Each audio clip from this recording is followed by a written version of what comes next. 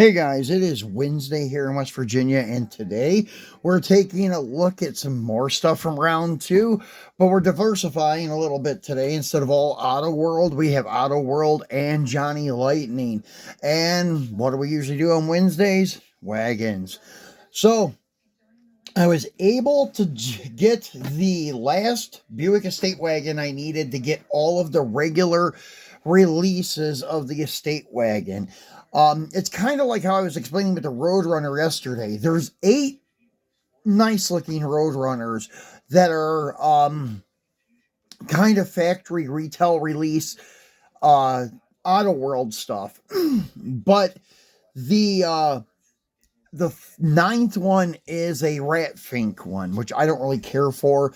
You can get them readily available anywhere for less than $10. I don't know. I just like them where they're stock. Now, this wagon here, the one that they have that they made as a promotional item for some demo derby channel. I forget his name, but he does a lot of stuff for the demolition derby and such. So they made a wagon for him that was like a junkyard find that's all rusty and stuff. It doesn't look bad. In my opinion, I think it's a little bit overdone with the rust, but it's still cool. If I could get it for what it retailed for, I would probably pick it up and put it in my junkyard. They retailed, I think, for 20 or 25 bucks, something like that. But for like all of the regular release collectors, there's 10 Buick wagons altogether. And usually that's where they stop. I don't know why, but it seems like none of the castings that I can think of that I collect have more than 10 units. It's either 10 units or less. For example, like the 69 Kingswood Estate wagon and the 63 Dodge Polara, just to name a few. And, well, the 73, 74 Roadrunner, once again, had 8. So, anyways, this is the last one I needed to have all 10. And tomorrow, I'm going to bring out all 10 of them so you guys can see all of them side by side and such. And then we'll do a quick close-up on each one. So, let's go ahead and get this one off the card.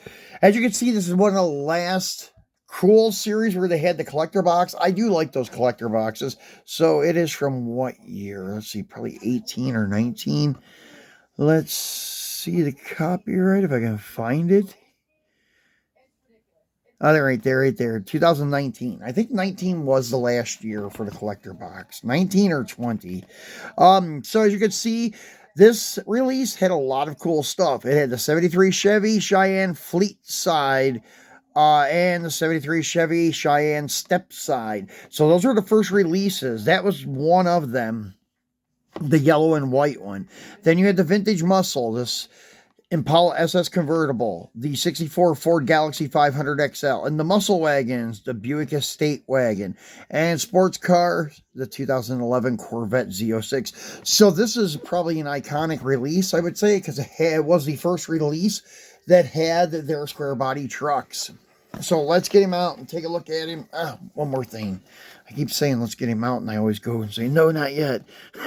So, premium facts. The giant 1974 Buick Estate wagon weighed almost 5,300 pounds. It had a cargo capacity of 106 cubic feet. It was also 231 inches long. I looked up that stat because I wanted to explain something to you guys about the other wagon we're going to unbox in a moment. Because this thing looks mammoth compared to it, but it looks mammoth compared to a lot of wagons. It don't even fit in my 8-car display cases. It doesn't even fit in the Autoworld 164 6-car display cases. It's just too long. It sets at an angle like that. You can get them into some, if like wedged in there. But as you can see, it is a behemoth. And it does say, relax on the plate. I guess just cruise around and relax, because you're not going to go anywhere fast in this big yacht. And it looks good in the dark metallic blue with the wood sides. The only thing I will say on the wood sides is the Buick and even the 69 Kingswoods, there's not much detail there. It's just kind of brown. The 70 Kingswood estate, however, they started doing a little more detail on them. And the hoods on these things, all of them, are hard to get open, and they only open a little bit. I'm not even going to mess with it right now. Let me see. Unless I can get this piece of cardboard under the hood and get it popped. No. Anyways, you can't even really get a good look at the engine. But they do a nice job on the detail under the hood, but it only opens, as I said, like a quarter of an inch because the edges back here hit since it's an overlapping hood. I'm not really overlapping, but it has like a 2-tier thing, and that extra tier ends up hitting the A-pillar when you lift it. So, that's why it doesn't open all the way. But they look really good with these Buick rally wheels. They're a little bit different than the Magnum 500s. They got a bigger center cap. They look really good with the thin white wall tire too. And the 74 had the thin grill. 75 was a little bigger. And then the 76 had a huge grill and bigger headlights. It almost looked like a Cadillac front end on the 76 Buick. So that's cool. We'll point that out tomorrow when we look at all of them together. But once again, nice undercarriage. Full ladder frame on these bad boys.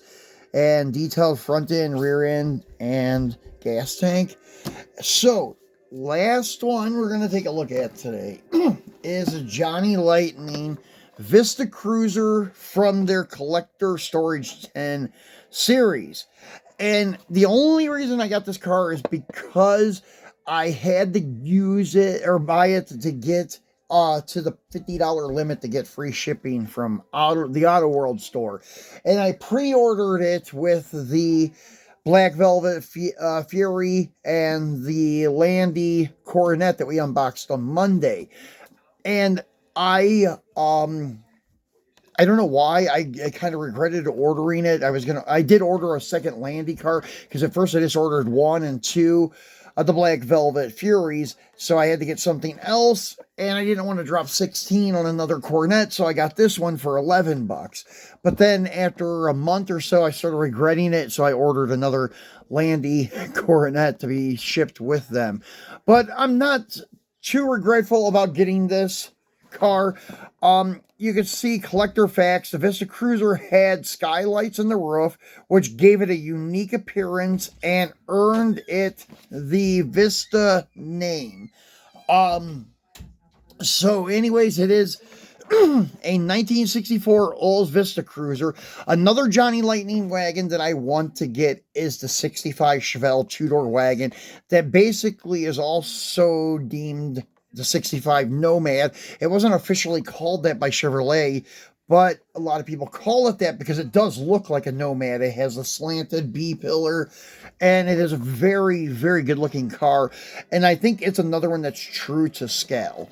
So if you're wondering what else was in this collector tin set, there was a 69 Dodge Charger Daytona, the George Barris ice cream truck, Chicago Police 1975, Dodge Monaco, a Dodge WC-54 ambulance, a 67 Shelby GT350, and a 69 Ford Mustang. Actually, that's not the 10 series. That's from their pop culture one. These are the ones that are in the 10 release. The Datsun 280 ZX Bree Tribute, and then 2014 Dodge Challenger, and the 88 Ford Mustang, which, no offense to Johnny Lightning, they do a fantastic job on a lot of cars, but those are probably 3 that I do not like. The wheel openings are too radius on the Challenger and Mustang. The 280Z isn't too bad, but I think the wheelbase is too short. So yeah, that one I do not prefer by Johnny Lightning. There's other brands that do it better. Now in this tin set, there's the 92 GMC Typhoon and the 65 Ford Mustang 2+2. God, they got all kinds of different releases listed on the back of this package.